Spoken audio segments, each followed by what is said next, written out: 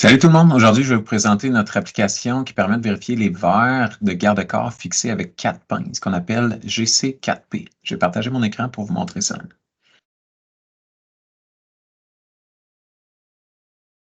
Donc, sensiblement la même chose que les autres. Au début, on mentionne le nom du projet, puis on le teste, le type de verre, on va l'appeler V1. Ensuite, on vient choisir la géométrie du verre, donc soit rectangulaire ou parallélogramme. Donc, si on est dans un escalier, on va choisir la forme parallélogramme, donc les verres qui sont en angle dans les escaliers. Pour l'instant, on va choisir un verre rectangulaire, puis on pourra voir après qu'est-ce que ça dit, la différence là, pour un verre en forme de parallélogramme. Au niveau de la localisation, on choisit soit intérieur ou extérieur. Si on a un verre laminé, ça va avoir un impact quand même considérable au niveau du comportement du verre. Si on est à l'extérieur, le verre laminé va être plus faible parce que le PVB ou l'intercalaire va être plus souple. Donc, pour l'instant, on va choisir intérieur. Sinon, au niveau des charges, on a le choix soit que le verre va agir à titre de panneau de remplissage. Donc, si on aurait une main courante, qui prend la charge de garde-corps, à ce moment-là, on va venir choisir verre de remplissage pour la charge. Sinon, si on n'a pas de main courante ou si la main courante est en dessous de la hauteur de garde-corps prescrite, donc si, disons, ça nous prend un garde-corps de 42 pouces et qu'on a une main courante à 36 pouces, il faudrait choisir ici garde-corps, parce qu'à ce moment-là, c'est le verre qui va agir comme garde-corps. Au niveau de la composition du verre, on peut y aller avec un verre monolithique. Sinon, on a les choix d'aller vers le laminé. Donc, on peut commencer avec un verre monolithique, puis on regardera après l'incidence quand on change pour un verre laminé. Au niveau de la largeur du verre, on va y aller avec, disons, 1 mètre pour commencer.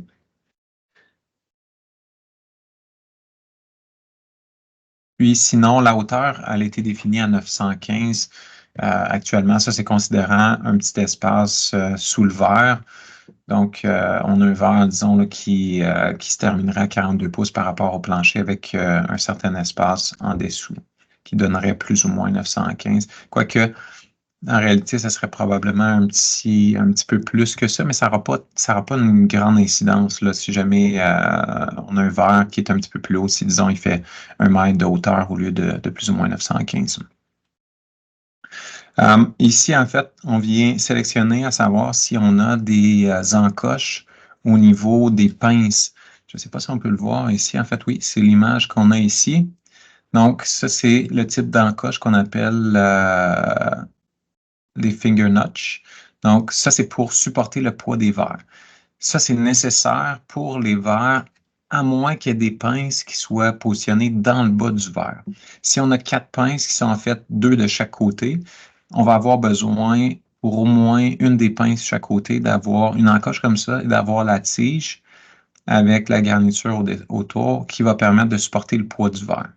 Ça, de façon générale, c'est quelque chose qui va être nécessaire pour aller supporter le poids du verre. Donc, on va choisir oui pour les encoches. Là, ce qu'on peut voir, c'est que on est à 200% d'utilisation, 100% étant le maximum de la capacité du verre. Donc, on est non conforme pour l'épaisseur qu'on a choisie, qui est le 8 mm trempé. On peut regarder si jamais on enlève les encoches, parce qu'on aurait des pinces, 2 en bas, disons, puis 2 sur les côtés en haut, on serait quand même à 150%. Donc, ça ne fonctionnerait pas de toute façon. C'est sûr qu'on a un verre qui est quand même relativement mince. On peut aller voir avec, tu vois ici, avec 10 mm trempé, qu'on joue avec notre épaisseur de verre, puis ça nous permet de déterminer si ça fonctionne. Ici, on est tout près d'avoir quelque chose qui fonctionne. Si jamais on est en conception et qu'on a de la latitude sur la largeur des verres, on préfère varier la largeur des verres pour aller chercher un verre qui fonctionne avec 10 mm trempé. Sinon, ben, on peut regarder aussi avec des compositions laminées pour voir qu'est-ce que ça dit. Ici, on peut voir qu'on a des contraintes assez élevées au niveau du verre avec PVB parce que ce qui a été choisi, c'est renforcer la chaleur et PVB. Parce que c'est ce que la norme A500 nous demande, c'est de ne pas combiner du verre trempé avec du PVB. Parce que si jamais ça se brise, ça pourrait se déloger puis tomber sur quelqu'un en bas. Donc, c'est pour ça que c'est du verre renforcé à la chaleur qui a été jumelé à du PVB. Le verre renforcé à la chaleur est 2 fois moins résistant que le verre trempé, ce qui fait qu'on a quand même des efforts assez élevés au niveau du verre. On pourrait aller vers... est-ce qu'on avait d'autres choix? Oui, on a du SGP un petit peu plus loin. Sinon, on a des choix où est-ce que le verre, on a une couche de verre trempé, puis une couche de verre renforcée à la chaleur. Ça peut être une option. On peut regarder, dans ce cas-ci, j'avais diminué un petit peu l'épaisseur, donc c'est pire. Mais si on y va toujours dans le 2x6, on est à 190%, toujours, ça ne fonctionne pas. Donc, on aurait des options en SGP. On voit que, si on se souvient, ça ressemble beaucoup au verre 10 mm trempé. Le 2x5 trempé avec SGP donne des résultats qui sont très similaires au verre 10 mm trempé qu'on avait vérifié un petit peu plus tôt. Donc, bref, on peut faire varier les différents paramètres en s'assurant toujours d'avoir les conditions qui correspondent à notre projet. Si jamais on avait une main courante qu'on avait parlé un petit peu plus tôt, qui est à la hauteur requise de garde-corps, donc 42 pouces dans la plupart des cas, à ce moment-là, on voit que ça diminue de beaucoup les efforts.